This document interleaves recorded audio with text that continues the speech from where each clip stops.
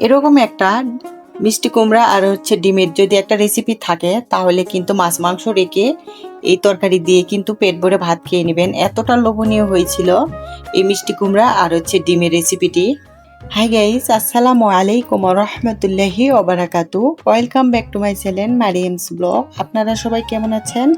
আশা করছি যে যেখানেই আছেন অনেক ভালো আছেন।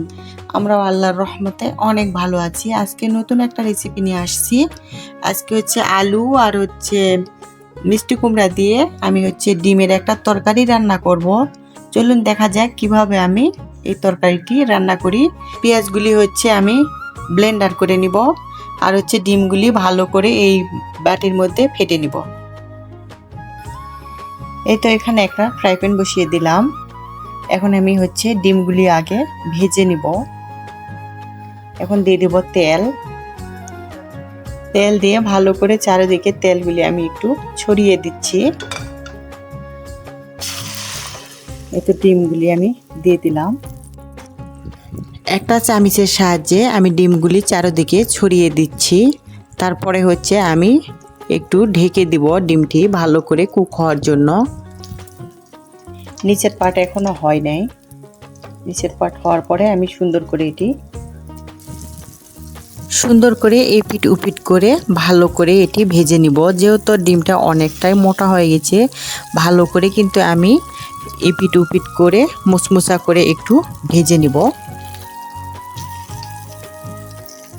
বাসায় যখন মাছ মাংস থাকবে না তখন কিন্তু এরকম ডিমের একটা রেসিপি করতে পারেন। এই ডিমের রেসিপিটি করলে কিন্তু ছোট বড় সবাই কিন্তু অনেক মজা করে খেয়ে নিবে। আর এটি কিন্তু খেতেও মাশাআল্লাহ অনেকটাই দুর্দান্ত হবে। এই তো ডিমগুলি কিন্তু ভাজা হয়ে গেছে, এখন আমি উঠিয়ে নিব। আমি সেই প্যানের মধ্যে পেঁয়াজ দিয়ে দিলাম। একটা বড় দারুচিনি ভেঙে দিয়েছি, তেজপাতা দিয়েছি 2টা। এখন ভালো করে পেঁয়াজগুলি একটু ব্রাউন করে ভেজে নিব। দেখেন পেঁয়াজগুলি ব্রাউন করে ভাজানো হয়ে গেছে। আমি কাঁচামরিচগুলিও দিয়েছি, একটু ভেজে নিয়েছি এই পেঁয়াজের সঙ্গে। এখন দিয়ে দিচ্ছি সব ধরনের শুকনা মশলাগুলি। ভালো করে 2-3 সেকেন্ড একটু নেড়ে চেড়ে নিব পেঁয়াজের সঙ্গে, যেন পুড়ে না যায়। মশলাটি যেন পুড়ে না যায় দিয়ে দিব অল্প একটু পানি। এখন সবগুলি মশলা আমি ভালো করে কষিয়ে নিব। যতক্ষণে না তেল উপরে ভেসে উঠছে ততক্ষণ পর্যন্ত আমি ভালো করে কষিয়ে নিব। দেখেন মশলাটি আমার কষানো হয়ে গেছে, কোনো প্রকার পানি নেই, তেল কিন্তু উপরে ভেসে উঠছে। এখন দিয়ে দিব আলু আর মিষ্টি কুমড়া। এখন মিষ্টি কুমড়ার আলুগুলি ভালো করে এই মশলার সঙ্গে হালকা একটু নেড়ে চেড়ে নিচ্ছি। আমি কিন্তু অনেক অল্প পরিমাণে রান্না করেছি তরকারি। তোমরা উপকরণ বেশি দিয়ে বেশি তৈরি করে নেবেন। এই তো হালকা একটু ভাজানো হয়ে গেছে, এখন আমি দিয়ে দিব পানি।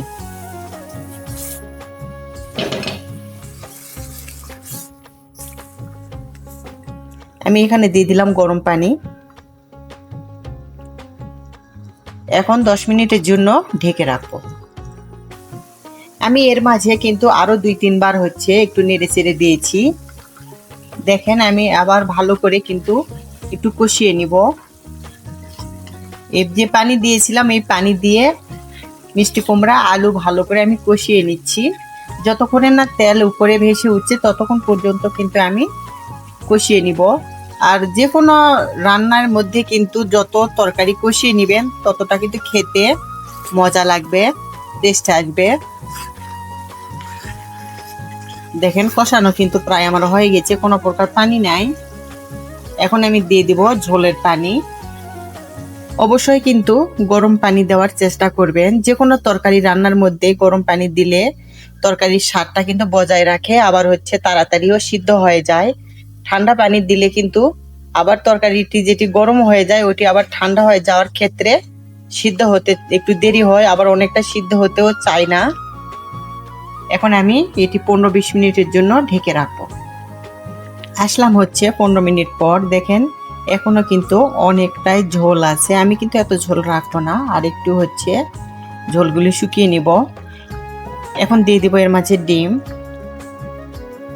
এত দূর এসেও যারা আমার ভিডিওটিতে একটা লাইক দিতে ভুলে গেছেন বা এখনো লাইক দেন নাই, প্লিজ প্রিয় ভাইয়া আপুরা একটা লাইক দিয়ে দিবেন। আমার রেসিপিটি ভালো লেগে থাকলে বন্ধুদের সঙ্গে শেয়ার করে দিবেন। আমার এরকম সহজ সহজ রেসিপি পেতে আমার চ্যানেলটি সাবস্ক্রাইব করে সবাই আমার পাশেই থাকবেন। যারা এই কাজগুলি করেছেন সবাইকে অন্তরস্থল থেকে অনেক দোয়া ও ভালোবাসা রইল। ডিমগুলি দেওয়ার পরে আমি আবার ঢেকে রাখবো 5-7 মিনিটের জন্য।